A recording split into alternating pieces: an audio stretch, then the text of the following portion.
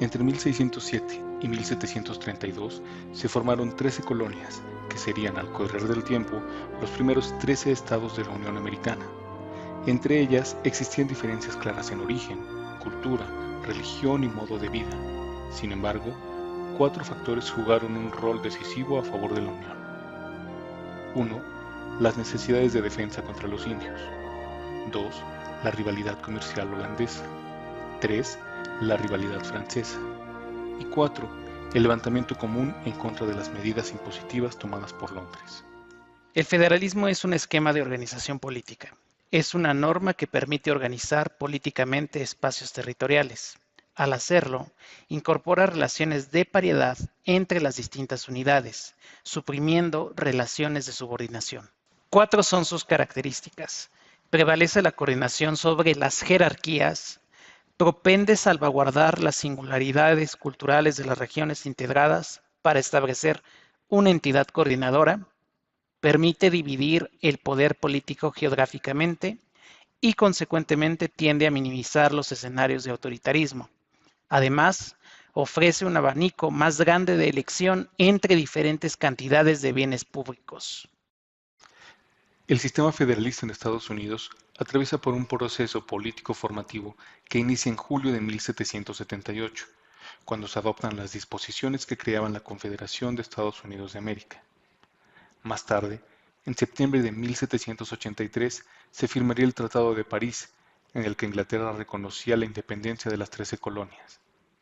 Luego, en 1787, se promulgaría la Constitución de Estados Unidos. En este proceso, se dejaba subsistir a los estados y a su autonomía gubernamental y se les sobreponía un gobierno federal tan completo como los estatales, dotado de poderes legislativo, ejecutivo y judicial, desarrollando un modelo complicado y preciso que ha servido de ejemplo y parámetro para el resto de los países federalistas que se han conformado. Uno de los principales impulsores de este tipo de sistema es Alexander Hamilton. El gobierno creado por la Constitución logra conjuntar todos los elementos diversos de ideas e intereses para formar una base de acción común, a su vez, otorgando protección de los derechos fundamentales de cada individuo. La descripción clásica del federalismo norteamericano apareció por primera vez entre 1787 y 1788 en artículos de James Madison, Alexander Hamilton y John Jay, líderes del movimiento que sostenía la necesidad de dotar al país de un fuerte gobierno nacional. La forma de federación ofrecida al pueblo norteamericano era algo nuevo, tanto en la teoría como en la práctica política. Se puede afirmar que el gobierno federal, tal como se conoce hoy, es una creación de la convención que redactó la Constitución norteamericana. La Constitución de los Estados Unidos de 1787 consta de 7 artículos, a los que le fueron agregadas 26 enmiendas. El artículo 1 habla sobre el poder legislativo, el artículo 2 sobre el poder ejecutivo, el artículo 3 sobre el poder judicial, el artículo 4 sobre la posición y los derechos de los diferentes estados de la Federación, el artículo 5 sobre el procedimiento para modificar o completar la Constitución, el artículo 6 sobre el tratamiento de anteriores deudas públicas y la validez general de la Constitución, el artículo 7 sobre la ratificación de la Constitución. Las enmiendas 1 a la 10, junto con el catálogo de derechos fundamentales, fueron añadidos en 1791, las restantes en el transcurso de los siglos XIX y XX. En el sistema de gobierno, cada nivel administrativo tiene un elevado grado de autonomía y ciertos poderes únicos. No obstante, cuando se trata de cuestiones de interés nacional, la cooperación de todos estos niveles de gobierno se da de forma simultánea. La clave para entender el sistema federal es la división de poderes, checks and balance. En otras palabras, la asignación de atribuciones, funciones, responsabilidades y prerrogativas de forma que se logre un equilibrio dinámico. División de poderes. El sistema de gobierno que traza la Constitución de los Estados Unidos de América se basa en el principio de separación de poderes. El poder ejecutivo está a cargo del presidente, el poder legislativo a cargo del Congreso y el poder judicial a cargo de la Suprema Corte. Es un sistema de coordinación de poderes. Poder ejecutivo. El presidente de los Estados Unidos de América es elegido por el voto popular indirecto. Desempeña diferentes funciones. Jefe de Estado, jefe supremo del gobierno federal, general en jefe de las Fuerzas Armadas, responsable de la administración del país, planifica y ejecuta la política exterior, nombra y destituye a su gabinete. En cambio, el vicepresidente es elegido por el pueblo. Es sucesor automático del presidente. Dirige las sesiones del Senado, haciendo efectivo el equilibrio de poderes.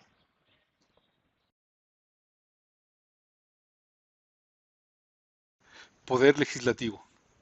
Está conformado por el Congreso de los Estados Unidos. En su conjunto, este puede presentar propuestas legislativas. Ejerce un control intenso en la actividad administrativa del Estado. Puede citar e interrogar a funcionarios y miembros del gobierno. Ejerce el derecho presupuestario del Estado. Ratifica los tratados internacionales firmados por el presidente. Y se compone por dos cámaras, el Senado y la Cámara de Representantes. El Senado está compuesto por 100 senadores, 2 por cada estado. Son nombrados por 6 años a través del voto del pueblo. El Senado aprueba la política exterior del país e interviene en el nombramiento de embajadores, ministros de embajada, cónsules, jueces de la Suprema Corte y de altos funcionarios del gobierno.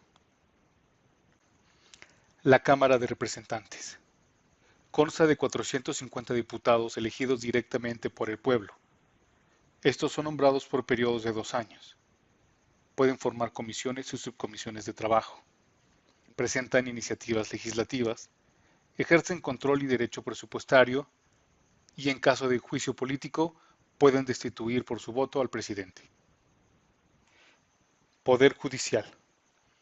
La rama judicial es responsable de juzgar los casos que impugnan los actos del Congreso o requieren interpretación de estos, y también debe conocer las causas penales en las que sobre el acusado pesan cargos de haber transgredido una ley federal. Está constituido por la Corte Suprema, integrada por 9 ministros propuestos por el presidente, además de los juzgados federales menores, tribunales de apelación, juzgados federales de distrito, tribunales de quiebras y tribunales de reclamaciones federales. El caso de Estados Unidos es el primer ejemplo federal entre estados soberanos y al mismo tiempo la experiencia constitucional más importante. Se destaca un planteamiento central en las aportaciones de la práctica federalista, la necesidad como garantía de las relaciones equitativas entre las ramas de poder público, de que exista una pluralidad de centro de poder soberano coordinados entre sí.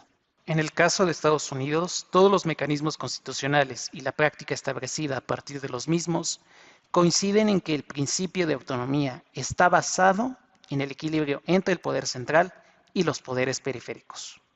En palabras de Alexander Hamilton, el régimen federal permite ampliar la esfera del gobierno popular y superar el principio de indivisibilidad de la soberanía, al coexistir en la misma área constitucional dos órdenes de poderes soberanos.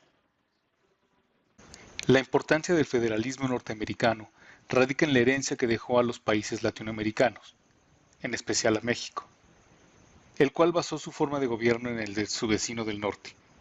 En la actualidad, continúa siendo el modelo a seguir de forma exitosa, en el que de forma transitoria se crearon consensos y estructuras durante y después de las administraciones en turno, lo que provoca continuidad y trayectoria de las actividades y proyectos públicos.